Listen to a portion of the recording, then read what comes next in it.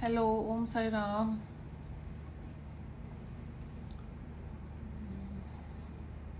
चलिए, लोग ज्वाइन कर रहे हैं। गुड।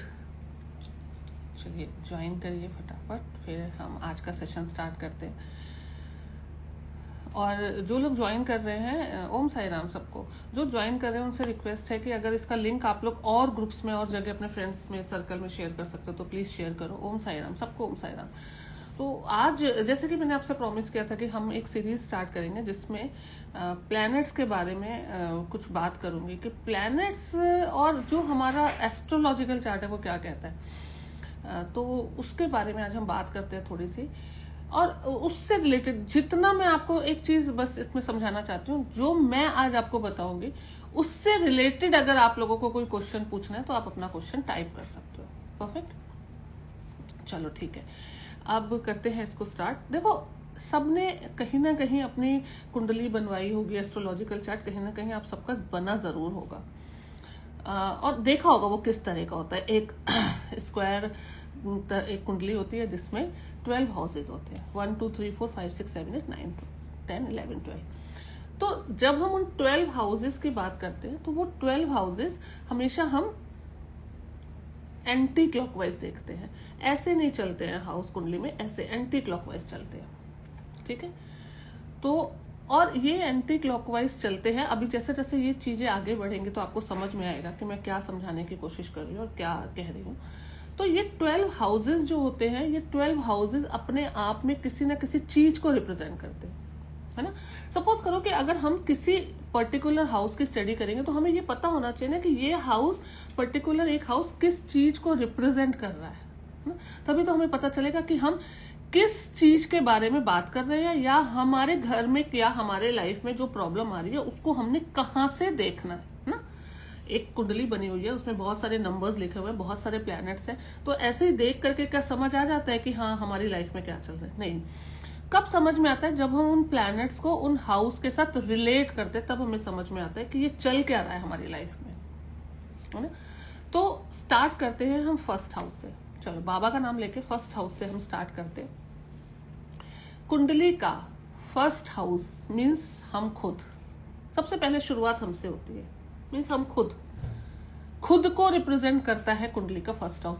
और एक चीज आपको बताऊं, कुंडली इतनी ज्यादा डिटेल में हम स्टडी कर सकते हैं कि एक कुंडली से हम आपके नेबर के घर में किया हुआ वॉल पे कलर भी बता सकते हैं। आपके नेबर के घर में कौन से कर्टन्स टंगे हुए वो भी कुंडली बताती है। कैलकुलेशन से आपको पता होना चाहिए। तो अगर हम फर्स्ट हाउस की बात करते हैं, मीन्स फर्स्ट हाउस हम खुद हैं।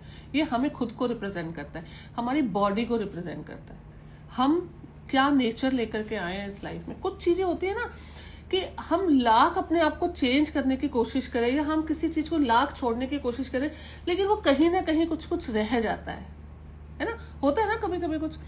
तो किस नेचर के साथ हम इस दुनिया में आए हैं, क्या किस एक ऐसी चीज के साथ हमारी पूरी लाइफ चलने वाली है, ये हमें फर्स्ट हाउस बताता है। हमारा बॉडी का शेप कैसा है, हम दिखने में कैसे हैं, हमारी हेल्थ कैसी रहने वाली है, ये भी हमें फर्स्ट हाउस बताता है। तो बहुत कुछ फर्स्ट हाउस हमसे रिलेटेड चीजों को रिप्रेजेंट करता है कि हम खुद क्या है।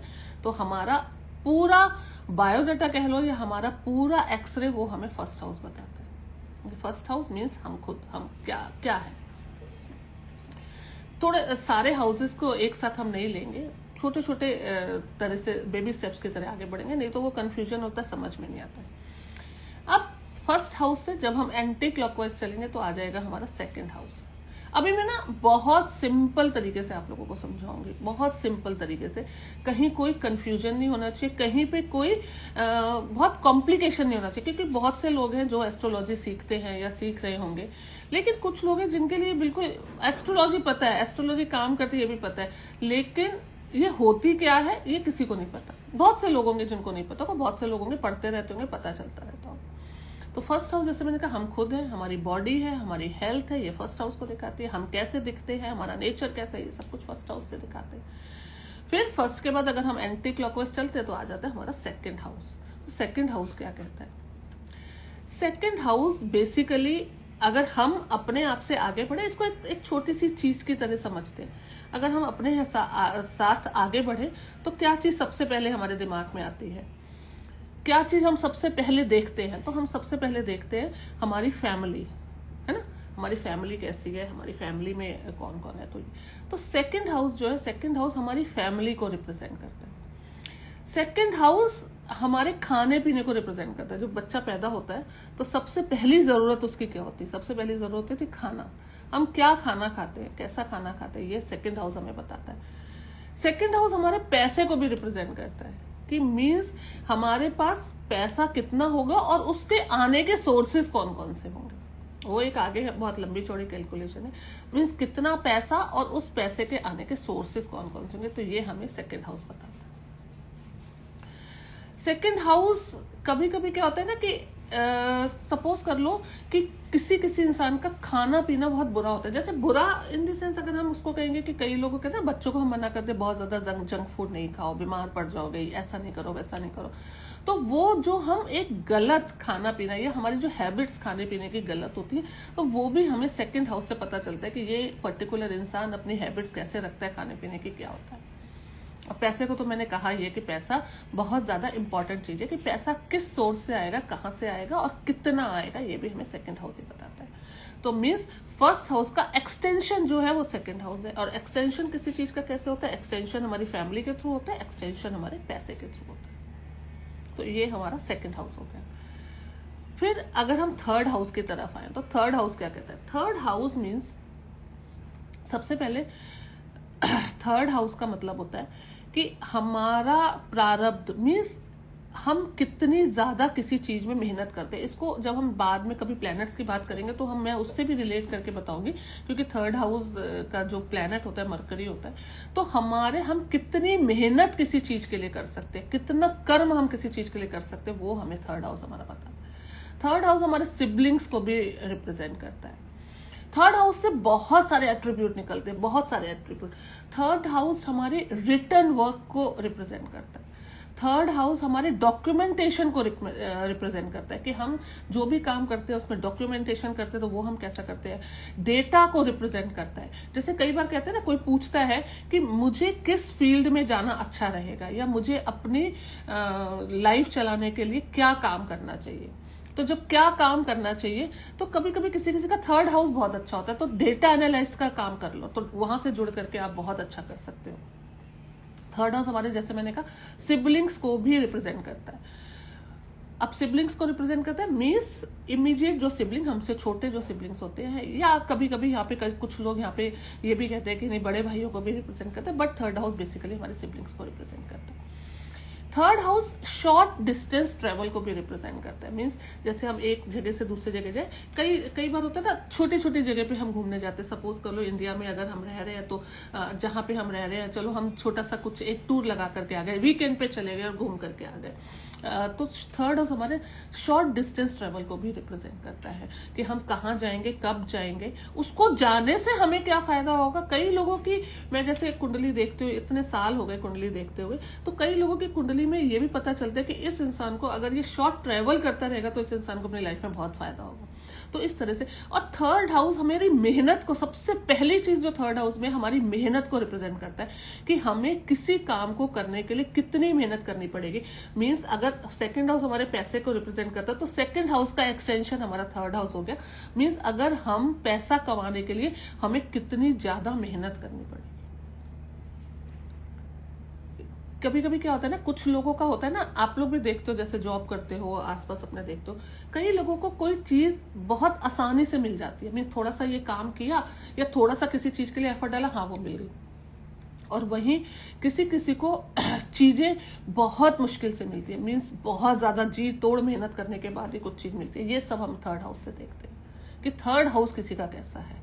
तो वहां पर, और मैं कहती हूँ कि थर्ड हाउस अगर मेहनत को शो कर रहा है, और अगर हमारे चार्ट पे ये है कि थर्ड हाउस मेहनत करोगे और आपको पैसा मिलेगा, आपको फल मिलेगा उसका, तो इससे अच्छी तो कोई बात ही नहीं हो सकती है। मेहनत करेंगे ना, क्या दिक्कत है, मेहनत करने में कोई प्रॉब्लम नहीं है। तो इस तरह से आज हमने बात की first house, second house, third house की। और आप देखोगे जब भी आप कोई कुंडली देखते हो ना, तो हमेशा हर कुंडली में, हर हाउस में कुछ ना कुछ नंबर्स लिखे होते हैं, किसी के में 2 लिखा होगा, किसी में 7 लिखा होगा, किसी XYZ नंबर लिखे होते हैं। लेकिन ये जो कुंडली का कॉन्सेप्ट है, ये हम कैसे पढ़ते हैं, थोड़ा सा इसको बताऊंगी कि जो कुंडली को हम एक बेस जो मानते हैं, काल पुरुष की कुंडली को बेस मानते हैं। तो काल पुरुष की कुंडली को कैसे बेस मानते हैं कि मीन्स फर्स्ट हाउस में नंबर 1, सेकंड हाउस में नंबर 2, थर्ड हाउस में नंबर 3, इस तरह से 4, 5, 6, 7, 8, 9, 10, 11, 12 ऐसे उनके नंबर्स होते हैं। तो एक टाइम ऐसा था जबकि दुनिया में सबकी कुंडलियां जो भी रीड की जाती थी वो काल पुरुष की कुंडली के हिसाब से ही रीड की जाती थी, बस प्लैनेट्स की पोजीशन अलग होती थी।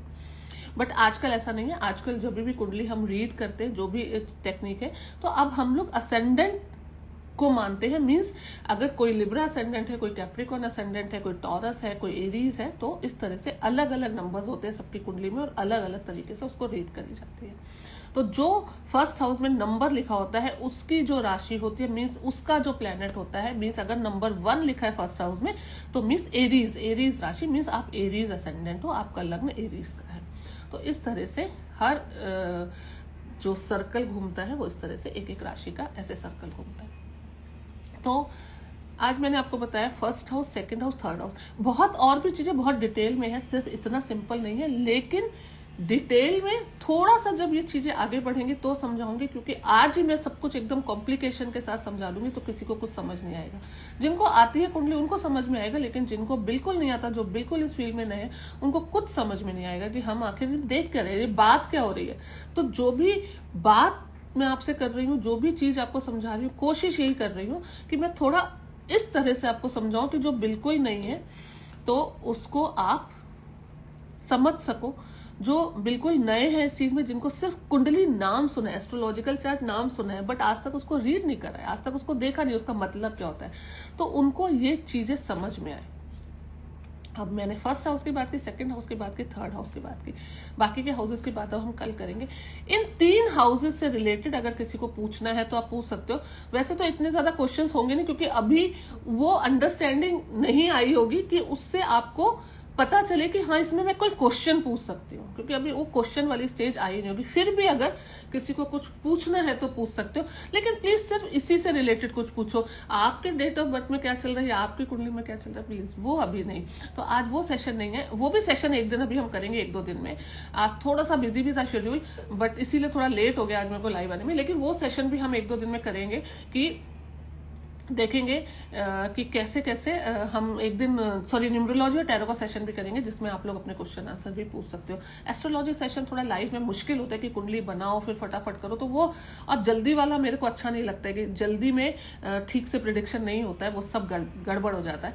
तो जब एस्ट्रोलॉजिकल चार्ट बनता है और उसका प्रिडिक्शन होता है, बहुत तसल्ली से और बहुत आराम के साथ ही करना चाहिए, जल्दबाजी नहीं करनी चाहिए। यहाँ तक अगर किसी को कुछ पूछना है तो बता दो, पूछ लो। सीमा आप क्या कह रहे हो? I am waiting for tarot. अच्छा सीमा क्या पूछना है आपको? देखो टैरो और न्यूमरोलॉजी से रिलेटेड अभी कुछ नहीं, क्योंकि टैरो मेरे हाथ में नहीं है, टैरो है ही नहीं अभी मेरे सामने, तो वो नहीं। अगर कोई हाउसेस के बारे में कुछ पूछना है तो वो पूछ सकते हो। थैंक्स जया, मेरी ब्लेसिंग्स की बिल्कुल ज़रूरत नहीं है। मेरी ब्लेसिंग्स नहीं, बाबा की ब्लेसिंग्स लो। कोमल क्या कह रही है कि please can you save this video. हाँ वीडियो सेव भी करूँगी और जगह भी मैं उसको शेयर करूँगी, क्योंकि ब्रॉडकास्ट में शेयर करूँगी और लोगों के साथ भी शेयर करूँगी, तो हाँ वीडियो सेव होगा, ये कोशिश करूँगी। Numerology Seema, numerology seems numerology. Geeta Khullar, I missed, कोई बात नहीं गीता। करियर का कौन सा हाउस होता है? करियर का 10th हाउस होता है। 10th हाउस से बेसिकली हम अपने कर्म को, अपने करियर को देखते हैं, और 11th हाउस से हम विश फुलफिलमेंट में हम क्या चाहते हैं, हमारी विशेष को। लेकिन विशेष को हम करियर से रिलेट नहीं करेंगे, ठीक है। अगर करियर ही हमारी मेन प्रायोरिटी, हमें वही चाहिए और बहुत अच्छा होना चाहिए, तो वो 11th हाउस भी हमें बताता है, बट करियर को बेसिकली हम सिर्फ 10th हाउस से देखते हैं। नहीं अंजू, आज तो मैंने कहा ना कि मैं आज क्वेश्चन नहीं लूंगी, आपको कनाडा का वीजा कब मिलेगा। नहीं आज तो क्वेश्चन नहीं लूंगी। मैंने कहा ना कि अभी मेरे पास टैरो है ही नहीं, तो जब मेरे पास टैरो ही नहीं है तो मैं क्वेश्चन कैसे लूंगी।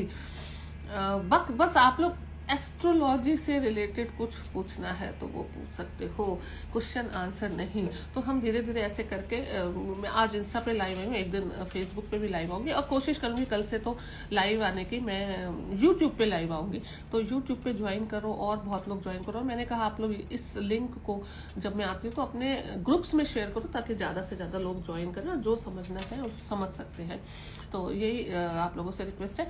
बाकी देखते हैं कल, आज 1 2 3 हाउसेस के बारे में हमने सुना है, समझा है थोड़ा सा। कल हम 4 5 6 हाउसेस के बारे में सीखेंगे। ऐसे 4 डेज में हमारे 12 हाउसेस कंप्लीट हो जाएंगे। उसके बाद फिर हाउसेस के बाद हम प्लैनेट्स पे आएंगे, फिर राशियों पे आएंगे। तो इस तरह से एक छोटी सी अंडरस्टैंडिंग। देखो जो मैं बता रही हूँ, जो मैं सिखा रही हूँ, उससे ये नहीं है कि ओफो क्या बात है। मैं अभी मानसी तुम्हें आंसर देती हूँ, जो मैं सिखा रही हूँ, जो मैं बता रही हूँ, उसका ये मतलब नहीं कल ही आप लोग एक परफेक्ट एस्ट्रोलॉजर बन जाओगे। नहीं नहीं, बिल्कुल भी नहीं। क्योंकि एक एस्ट्रोलॉजर, अब मेरे को 25 साल हो गए तो आज भी मैं पढ़ती हूँ, तो मतलब आज भी ज्ञान अभी चल रहा है, मतलब अंडर प्रोसेस है। बहुत बहुत बहुत डीप साइंस है एस्ट्रोलॉजी। बट हाँ, डरोगे नहीं। कोई आपको डराएगा ना कि तुम्हारा तो ये ऐसा है तो डरोगे नहीं जी, हमें तो थोड़ा बहुत पता है, ये कर सकते हो। अगर गुरु और बुध एक घर में हो तो क्या होता है। अभी मानसी मैंने एक आज छोटा सा 1 2 3 हाउसेस के बारे में बताया। आप गुरु और बुध तक पहुंच गए, प्लैनेट तक पहुंच गए, तो क्या होता है, किस हाउस में है, उसमें किसकी दृष्टि पड़ रही है, एस्पेक्ट किसका पड़ रहा है, किस राशि में, बहुत सी चीजें। देखो यही ना, यही थोड़े से कॉन्सेप्ट में आप लोगों के क्लियर करना चाहती थी। ये मैंने क्यों शुरू किया, इसीलिए कि एक सोच लिया गुरु और बुध एक साथ। अरे भाई अगर एक साथ है तो किस राशि में है, कौन से हाउस में बैठे हुए हैं, उन पे किस किस प्लैनेट्स का एस्पेक्ट पड़ रहा है, सब कुछ होता है ना। सिर्फ ये 2 प्लैनेट्स एक साथ है तो इससे कुछ हमें मिल जाएगा क्या, समझ में आ जाएगा, ऐसा कुछ नहीं है। Which planet is responsible for poor health, what are the remedies. नहीं, अभी हम रेमेडीज की बात भी नहीं करेंगे और अभी हम प्लैनेट्स की बात नहीं कर रहे। देखो हेल्थ खराब होने के लिए बहुत सी चीजें, मरकरी भी कभी कभी हेल्थ को खराब कर देता है, कभी वीनस खराब कर देता है, कभी मार्स खराब कर देता है। तो कोई एक पर्टिकुलर प्लैनेट पर्टिकुलर हेल्थ को हमारी नहीं खराब करता है, लेकिन वो प्लैनेट कहाँ बैठा है, उसके साथ एसोसिएशन किस प्लैनेट का है, किस हाउस में बैठा है, किस राशि में बैठा है, तो उससे पता चलता है क्या इफेक्ट दे रहा है। और दूसरी चीज, जब भी हम प्लैनेट्स की बात करेंगे, भी आगे चल के वो आएगी, लेकिन प्लैनेट का इफेक्ट उस तरह से भी होता है कि हमारी दशा किसकी चल रही है। जब तक किसी पर्टिकुलर प्लैनेट की दशा नहीं चलती तब तक वो एक्टिव नहीं होता है, ये ध्यान रखना। तो कुछ भी कोई आपको बोल देता है तो उससे डरने की जरूरत नहीं है। जब उस प्लैनेट का टाइम आता है, जब उस प्लैनेट की दशा आती है, तब वो प्लैनेट एक्टिवेट होता है और वो अपना रिजल्ट देता है। Thank you Manisha. सब बात करेंगे वर्गो की। अभी आपको मैं वर्गो समझाऊंगी तो और लोगों को पता ही नहीं चलेगा वर्गो की बात क्यों हो रही है, वर्गो कौन सा साइन है, वर्गो क्या कहता है। तो अभी हम वर्गो की सब बात, हम राशियों की साइंस की बात करेंगे, तो आगे आगे उसकी बात भी करेंगे। वर्गो असेंडेंट क्या होता है और वर्गो किस प्लैनेट को रिप्रेजेंट करता है और क्या कहता है। तो चलो आज के लिए इतना ही। फिर कल फिर एक जगह पे आऊंगी लाइव, और ब्रॉडकास्ट पे जो लोग ब्रॉडकास्ट पे एडेड नहीं है तो वो मुझे पर्सनल पे मैसेज करो और मेरे ब्रॉडकास्ट पे ऐड हो जाओ, तो उनको लिंक वगैरह या कब आ रही हो, कहाँ आ रही हो, वो मिल जाएगा। मेरा नंबर है, कांटेक्ट नंबर है 0569845797। तो आप लोग मेरे को, दुबई का नंबर है 05678567895797। तो ये नंबर है, इस पे आप मेरे को पिंग करना व्हाट्सएप पे, तो मैं आपको ऐड करवा दूंगी अपनी टीम को बोल करके। तो थैंक यू, ओम साई राम। आप लोग आए थे, सारे लोगों ने आज ज्वाइन किया। धीरे धीरे जैसे सीरीज आगे बढ़ेगी और लोगों को भी समझ में आएगा कि हम क्या बात कर रहे हैं और क्यों बात कर रहे हैं। Thanks a lot, Om Sai Ram.